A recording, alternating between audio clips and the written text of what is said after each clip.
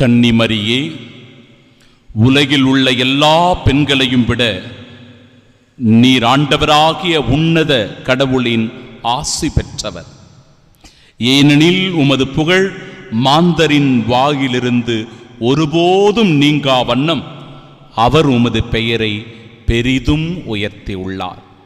நம் ஆண்டவராகிய இயேசு கிறிஸ்துவின் அன்பும் அருளும் அமைதியும் மகிழ்ச்சியும் தூய பணிமய மாதாவினுடைய பெருவிழாவில் உங்கள் அனைவரோடும் இருப்பதாக. உங்கள் ஒவ்வொருவருக்கும் தூய பணிமய மாதாவினுடைய பெருவிழா நல்வாழ்த்துக்களை உரித்தாக்கிக் கொள்ளுகிறேன். Happy feast. தூய பணிமய மாதாவினுடைய பெயருக்கு பின்னால் 3 மிகப்பெரிய மகத்தான உண்மைகள் அடங்கியிருக்கிறது. முதலாவது, தாயின் இரக்கம். தூய பணிமய மாதா என்றாலே தாயினுடைய இரக்கம் அதில் வெளிப்படுகிறது. பாவிகளுக்காக பரிந்துரைக்கிற அன்னையாக தூய பணிமய மாதா இருக்கிறார். எசாயா புத்தகம் 1வது அதிகாரம் 18வது இறை வார்த்தையில், உங்கள் பாவங்கள் கடும் சிவப்பாயிருக்கின்றன, எனினும் உறைந்த பனிபோல் அவை வெண்மையாகும் என்று உரைக்கிறது. ரோமை நகரில்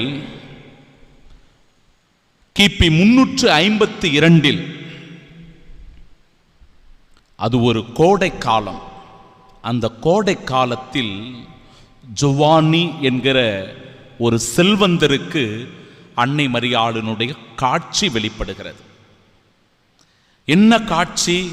அருகில் இருக்கின்ற அந்த மலைக்கு நீ செல்ல வேண்டும், அங்கு நான் உனக்கு ஓர் அடையாளத்தை வெளிப்படுத்துவேன். இந்த காட்சியை அவர் கண்டவுடனே அவருக்கு மிகுந்த ஆர்வம் ஏற்படுகிறது.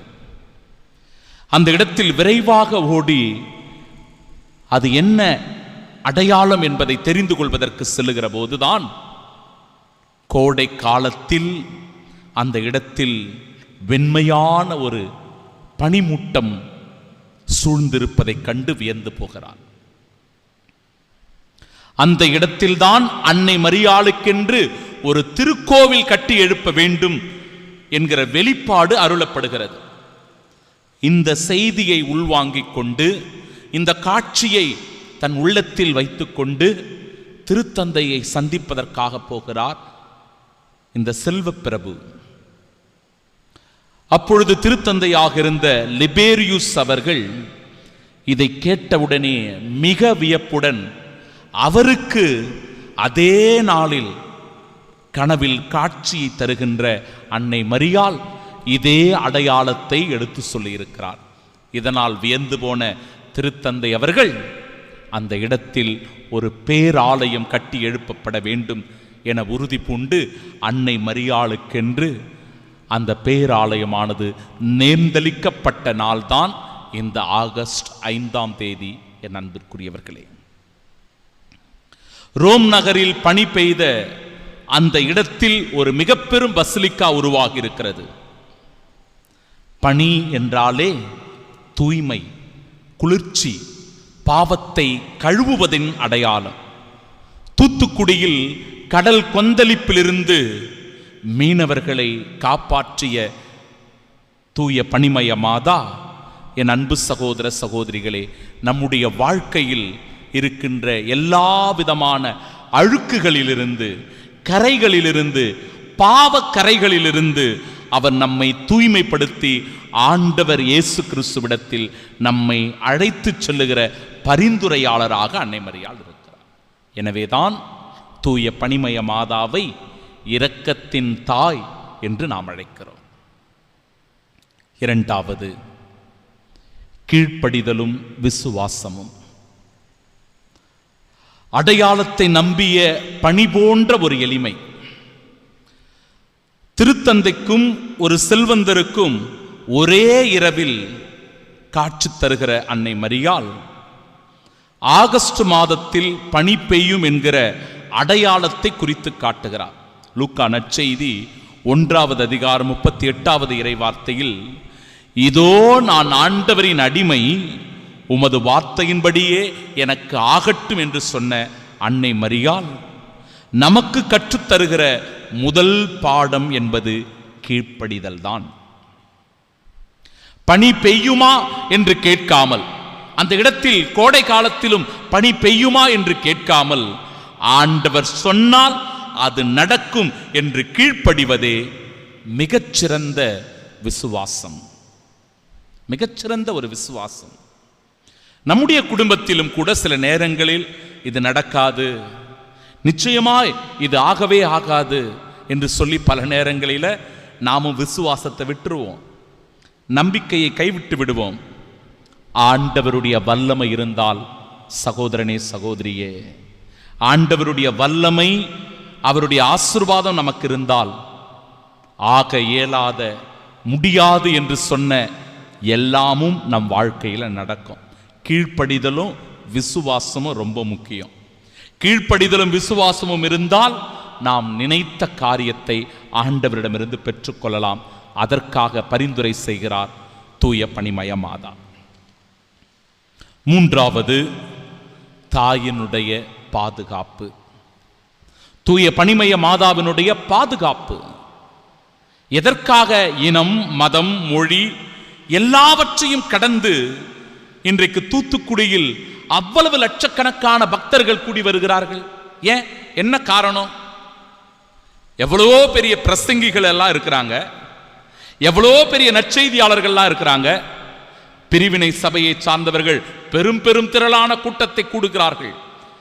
நற்செய்தி பெருவிழா, அபிஷேக திருவிழா, அற்புதத்தின் நாள் என்றெல்லாம் சொல்லி அழைப்பு கொடுக்கிறார்கள். ஆனாலும் தேவ தாயினுடைய திருத்தலங்களுக்கு கூடுகிற பக்தர்களை விட நிச்சயமாக அங்கு ஒருபோதும் கூடுவதில்லை. அன்னை மரியாளினுடைய அழைப்பும் அரவணைப்பும் பாதுகாப்பும் என்பது அத்தகைய சிறந்ததாக இருக்கிறது. தூத்துக்குடி கடல் தாய் என்றே பனிமய மாதா அழைக்கப்படுகிறார். ஏனென்றால் புயல், சுனாமி போன்றவை அந்த கடல் பகுதிகளில் அடிக்கடி ஏற்படுவதுண்டு. மீன்பிடிக்க போகும்போது இப்படிப்பட்ட ஆபத்துகள் நிச்சயமாய் நிறைந்திருக்கும். ஆனால் பனிமய மாதாவே அவர்களை காப்பாற்றி பத்திரமாய் வாழச் செய்கிறார். கோடை வெப்பத்திலும் கூட இந்த ஆலயம் மிக மிக குளிர்ச்சியாக காணப்படுமா. இதற்கென்று அற்புதமான ஒரு வரலாறு இருக்கிறது. 1535 ஆண்டில் இந்த ஆலயம் முதலில் ஒரு சிறிய ஆலயமாக கட்டி எழுப்பப்பட்டிருக்கிறது. ஒரு சிறிய முயற்சி. போர்ச்சுகீசியர்களுடைய வருகை, அவர்கள் கப்பலில் பயணம் செய்கிற போது அந்த கப்பல் உடைகின்ற தருணத்தில் ஒரு பெண்ணினுடைய காட்சியானது வெளிப்படுத்தப்பட்டிருக்கிறது.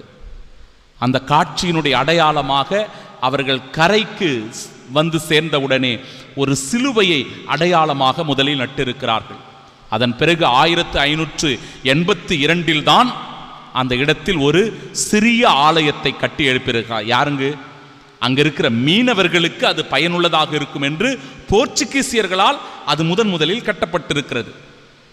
பனிமய மாதாவினுடைய சுரூபம் அந்த ஆலயத்தில் 1582 வைக்கப்பட்டது. பிரியமானவர்களே, அந்த இடம் மிகவும் புகழ்பெற்றதாக, பிரசித்தி பெற்ற பேராலயமாக வருவதற்கு மிகச்சிறந்த காரணமாக இருந்தவர்தான் அங்கு பங்கு தந்தையாக இருந்த அருட்தந்தை விஜுலியுஸ் மான்சி என்பவர்.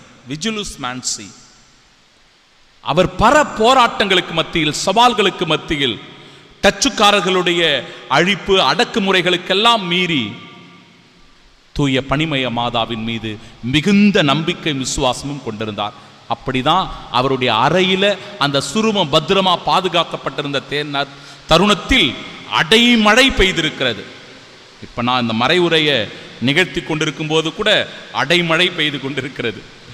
ஆம் அன்பிற்குரியவர்களே, அப்படிதான் அந்த குருவானவருடைய இல்லத்திற்குள் அடைமழை பெய்ய தொடங்கிய உடனே அங்கிருந்த அந்த சுரூபமானது உடைந்து போகக்கூடிய அளவிற்கு ஒரு மிகப்பெரிய இடியின் தாக்கம் ஏற்பட்டிருக்கிறது. அங்க உள்ள இருந்த எல்லா படங்களும் சிதறி போயிருந்த நிலையில் அந்த குருவானவரும் மயக்கமுற்று கீழே விழுந்திருக்கிறார். ஆனால் அதிகாலை பொழுதினில் எல்லாம் சிதறி கிடந்த போதும் கூட தூய பனிமய மாதாவினுடைய சுரூபம் மட்டும் எவ்வித பாதிப்புமின்றி அந்த முகத்தில் மட்டும் சில மாற்றங்கள் ஏற்பட்டிருக்கிறது. அந்த சுரூபம் பத்திரமாய் இருந்ததின் பேரில் அன்னை மரியாளுடைய அற்புதத்தை, காட்சியை அந்த பங்கு தந்தையும் அங்கிருந்த எல்லா மக்களும் கண்டுணர்ந்திருக்கிறார். அதன் பேரிலேயே பிரியமானவர்களே, அருட்தந்தை விஜிலுஸ் மான்சி அவர்கள் 17ஆம் நூற்றாண்டில் 1713 ஆண்டு மிக பெரும் ஒரு ஆலயமாக அந்த ஆலயத்தை கட்டி எழுப்பியிருக்கிறார். 1982 திருத்தந்தை 2ஆம் ஜான் பால் அவர்கள் இந்த ஆலயத்தை மைனர் பெசிலிக்காவாக உயர்த்தி இருக்கிறார்.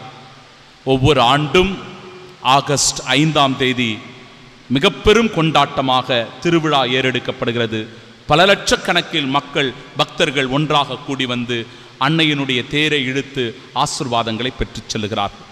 ஆம் அன்பிற்குரியவர்களே, திருப்பாடல் 91:4 இறைவார்த்தை சொல்கிறது, உன்னதரின் பாதுகாப்பில் வாழ்பவர், தம் சிறகுகளால் அவர் உம்மை அரவணைக்கின்றார்.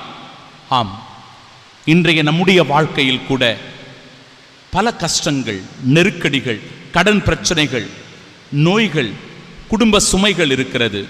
இந்த தேவத்தாய் தூய பனிமய மாதா தன் மேல் உடையினுடைய போர்வையால் நம்மை அணைத்து அரவணைத்து நம்மை பாதுகாக்கிறாள். நம் தேவையை நிவர்த்தி செய்கிறாள், நமக்கு குளிர்ச்சி ஊட்டுகிறாள். அந்த பனிமய தாயிடத்தில் நம்மை முழுவதுமாக அர்ப்பணம் செய்தவர்களாய் ஆண்டவருடைய நல்லாசிரை பெற்று அவரின் சாட்சிகளாக வாழ தொடர்ந்து இந்த திருப்பலியில் செபிப்போம். ஆமீன்.